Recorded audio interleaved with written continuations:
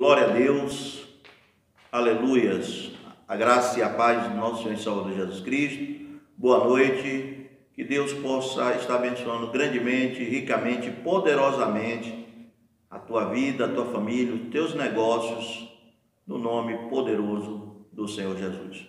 Queridos, nesta noite eu quero vos trazer uma saudação, uma palavra para nós estarmos meditando, que encontra-se na primeira epístola de Paulo aos Tessalonicenses, no seu capítulo de número 1, no versículo de número 6.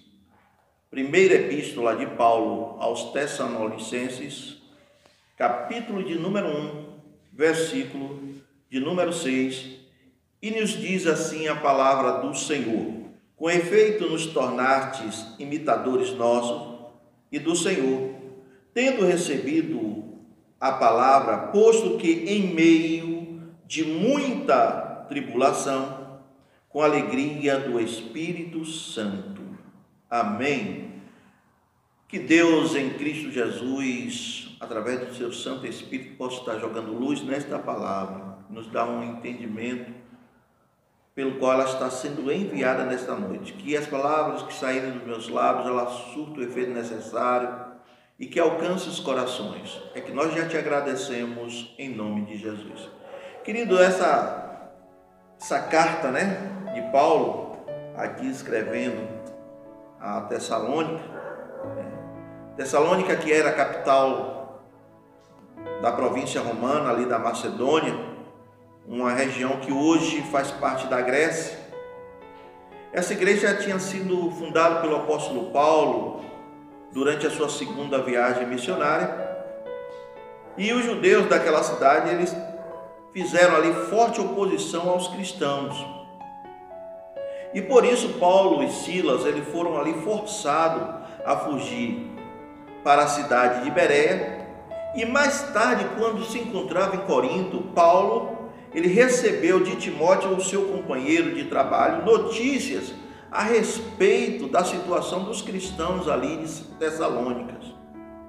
E por esse motivo, Paulo ele resolve escrever essa primeira epístola, para dizer que aquele povo que estava contente com o progresso espiritual daquele povo, daquela igreja, e também para animar a continuar firme e forte ali na fé. E dizer-lhe também que ele vivia ali de maneira, os crentes de Tessalônicas, eles viviam de forma que agradavam a Deus. No entanto, aqui no versículo 6, versículo que nós lemos, Paulo está dizendo o seguinte: com efeito, vos tornastes imitadores nossos e do Senhor. Paulo estava dizendo o seguinte, que os irmãos de Tessalônica, eles, mesmo diante de toda a circunstância, diante de toda a adversidade, diante de tudo que eles estavam passando, eles seguiram fielmente ali a doutrina dos apóstolos e tudo aquilo que Cristo havia ensinado. Isso causava uma revolta muito grande aos judeus. Os judeus daquela época faziam forte oposição aos cristãos, mesmo porque a região naquela época era uma região ali da província romana, E Paulo, ele diz: olha, com efeito tornaste imitadores nossos e do Senhor. Diante da situação, diante do problema, diante da adversidade, vocês estão sobressaindo, vocês estão guardando a doutrina dos apóstolos e do Senhor. Recebo esta palavra, posto que em meia tribulação, a tribulação pelo qual o povo estava vivendo naquele momento, com a alegria do Espírito Santo, ou seja, aquele povo, mesmo sofrendo forte oposição, forte perseguição, aquele povo estava ali se alegrando no Espírito Santo de Deus. Por isso que eles davam bons testemunhos.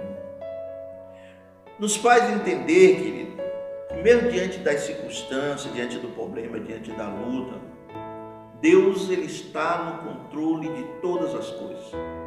Deus está no controle da minha e da sua vida. Deus sabe o que é melhor para mim e para você.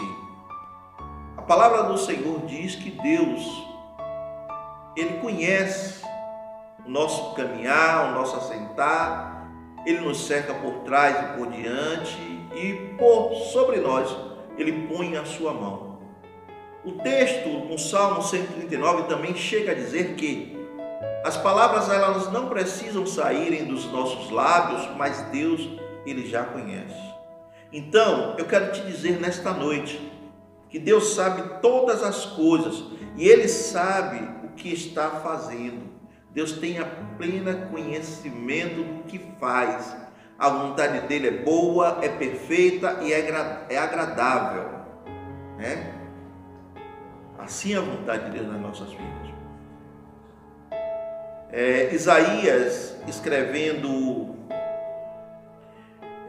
no capítulo 55, versículo 9, ele vai dizer: assim como os céus são mais altos do que a terra, também os meus caminhos são mais altos do que os seus caminhos, e os meus pensamentos são mais altos do que os seus pensamentos.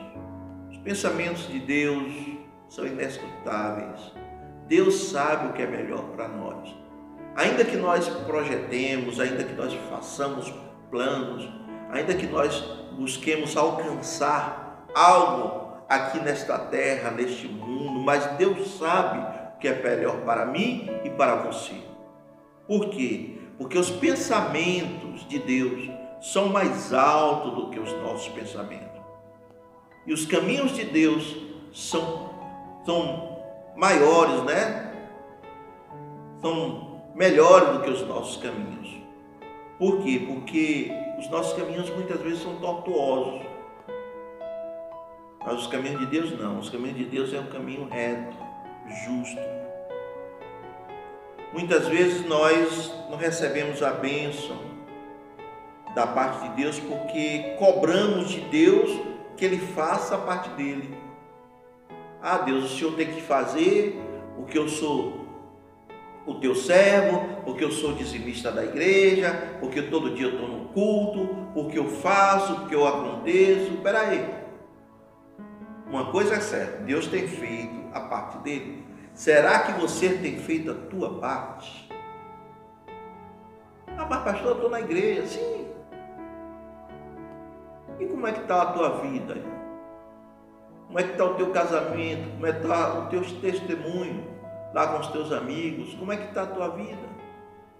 Deus disse, a palavra do Senhor, ela nos conta a história, né, do rei Ezequias, que estava ali com a doença de morte. E rei Ezequias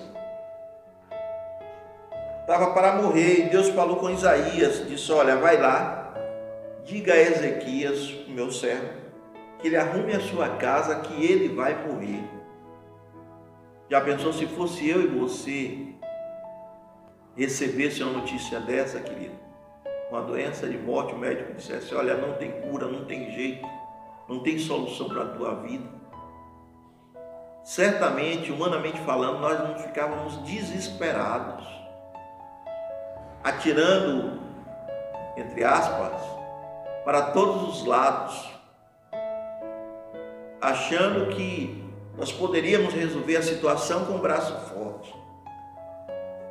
Mas com o rei Ezequias foi diferente. A Bíblia diz que ele virou-se para a parede e começou a produzir palavras que trazia palavras que poderia produzir esperança.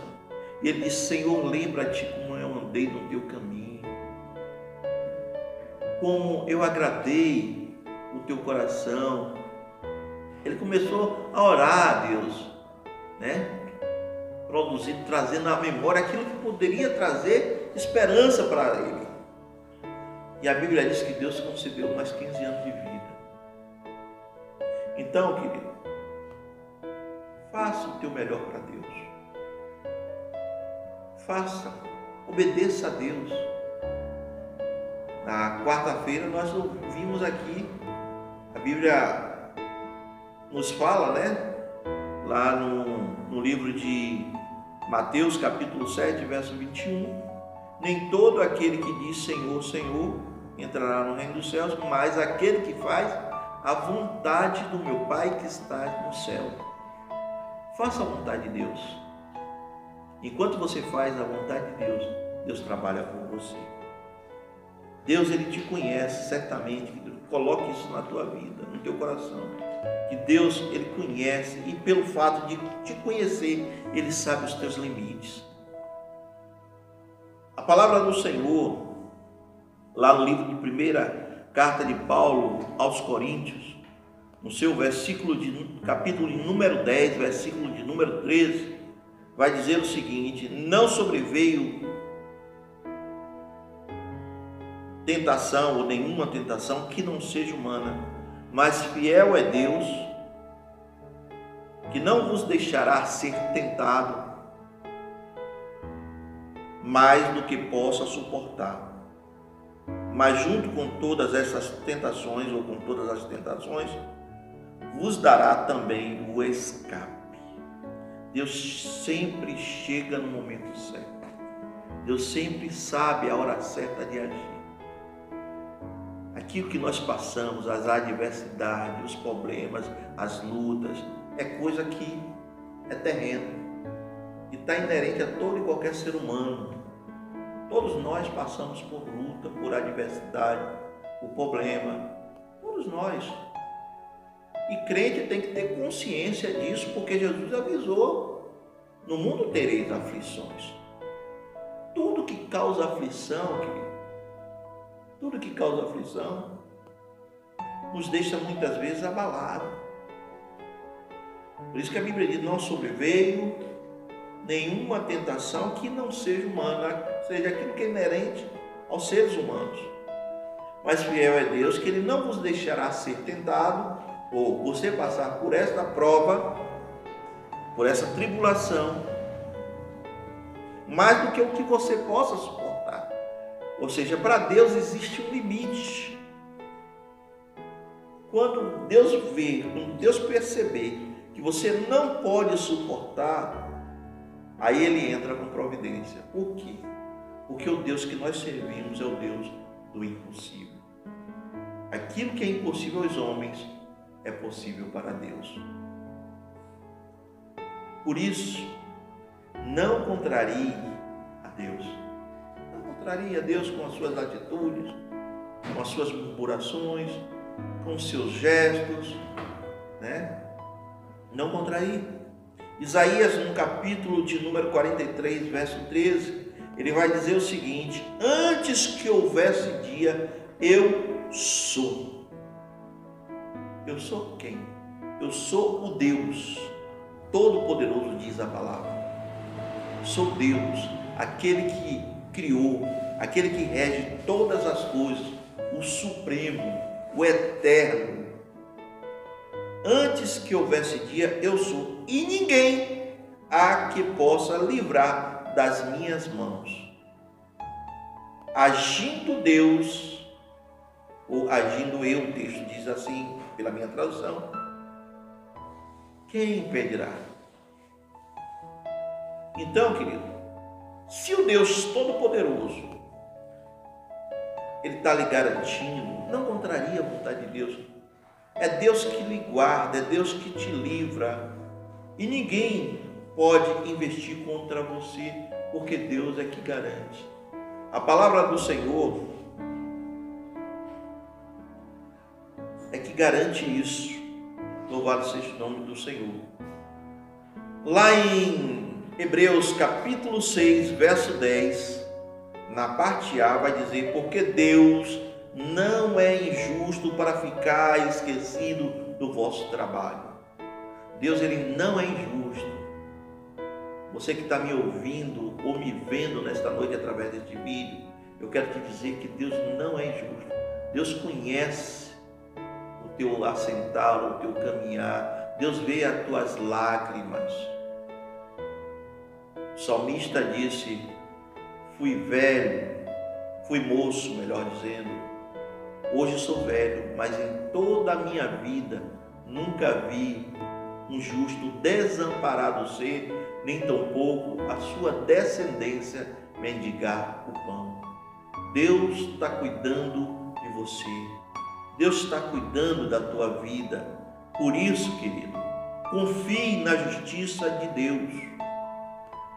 Na segunda epístola aos Tessalônicas, capítulo número 1, versículo 4 e 5, o apóstolo Paulo, escrevendo ali na sua segunda epístola, a mesma igreja, que é a igreja de Tessalônica, ele vai dizer o seguinte: a tal ponto, vou ler do 3, versículo 3, irmãos, cumpre-nos dar sempre graças a Deus no tocante a vós outros, como é justo, pois a vossa fé cresce sobremaneira e o vosso mútuo amor de uns para com os outros vai aumentando, a tal ponto que nós mesmo nos gloriamos de vós nas igrejas de Deus, à vista da vossa constância e fé, em todas as vossas perseguições e nas tribulações que suportais, sinal evidente do reto juízo de Deus, para que sejais considerados dignos do reino de Deus, pelo qual, com efeito, estáis sofrendo. Amém? Ou seja, a igreja de Tessalônicas, mesmo passando ali por tribulação, por perseguição, eles não cansavam de dar sinal evidente da justiça de Deus. Eles evidenciavam os sinais de que forma? Através da fé que crescia, através do mútuo amor de uns para com o outro que aumentava a cada dia. E isso fez com que o apóstolo e os demais irmãos que estavam acompanhando ali, que estava com Paulo lá em Corinto, fez com que eles se alegrassem à vista dessas coisas, ou seja, da constância da igreja de Tessalônica e a fé daqueles irmãos de Tessalônica. E isso se alegrava a Paulo e os demais irmãos, como ali Silvano e como Timóteo. Imagine os demais, imagine a Deus. Nós podemos alegrar a Deus com as nossas ações, com as nossas atitudes. É por isso que a palavra do Senhor vai dizer que a alegria do Senhor é a nossa força. Ou seja, quando nós temos força para continuar, mesmo diante das incertezas, mediante do problema, mediante da luta, mediante de toda a dificuldade que muitas vezes nós enfrentamos, Deus se alegra.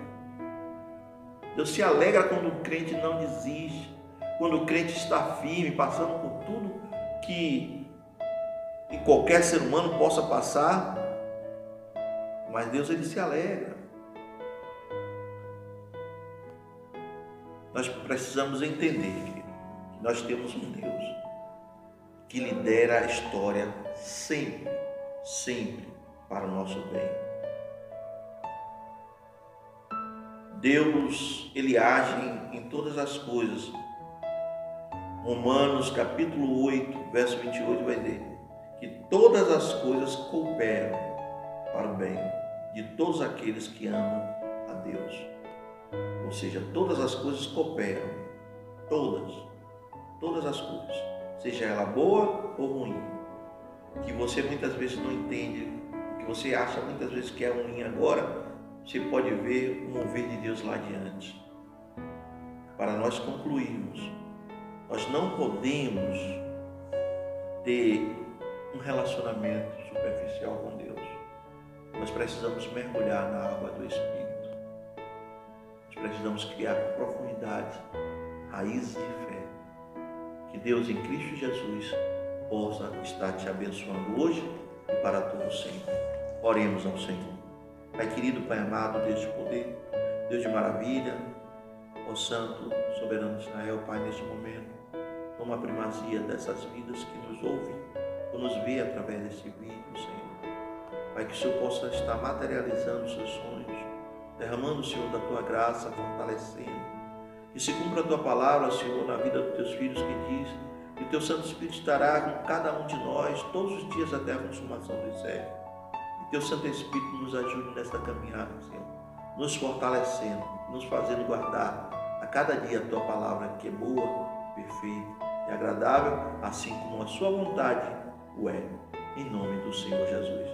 Deus abençoe, beijo no teu coração, aleluia, fica com Deus.